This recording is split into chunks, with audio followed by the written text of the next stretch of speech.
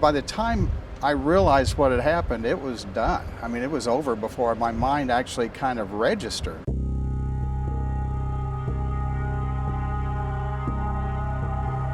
We were going out to set up a lane closure on northbound I-435, just north of Front Street. And we were setting the taper, and I had a crew with me. I was actually on the ground building the taper, starting the taper, building it.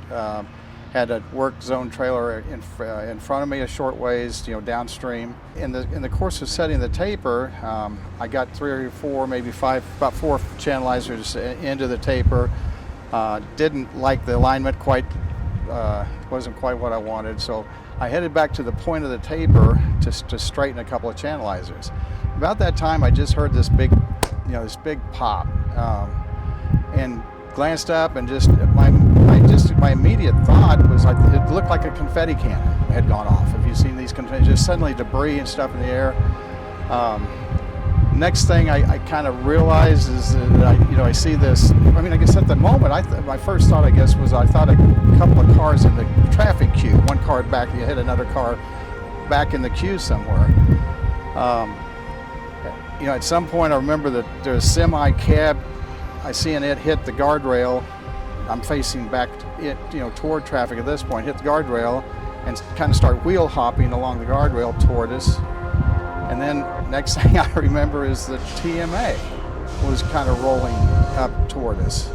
So I ran up to the TMA, and Nelson Jordan was our TMA driver. When I got and jumped up on the step, looked in and asked him if he was okay.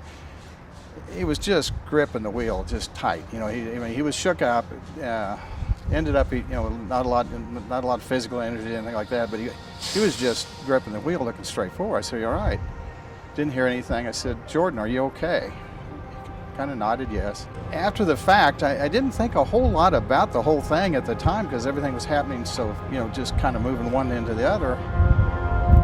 Afterwards, our safety and risk guy at the time, is Jim Taylor, came out and measured the impact from the time that truck, it was a semi-truck, hit our TMA. There was no braking.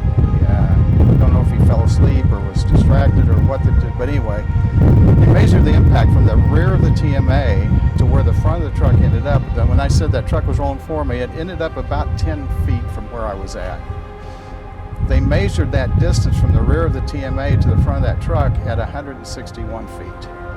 So, if ever there's a great example of why the 150-foot roll ahead. Of course, you had the distance, the length of the truck and the TMA in there too, but certainly, a clear example of how important it is to follow the TAs, to follow our best practices, and thank God that Jordan chose to make the right decision and keep that 150 feet, or I likely wouldn't be here to tell you this.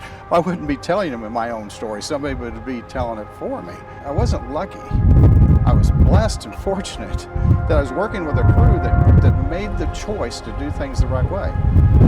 It really came down to that. Thank God we had the right, environment in place. We talk about close calls, and a lot of times we're talking about close calls on things that we could have done better and we didn't do quite properly. Here's a close call where everything did work right.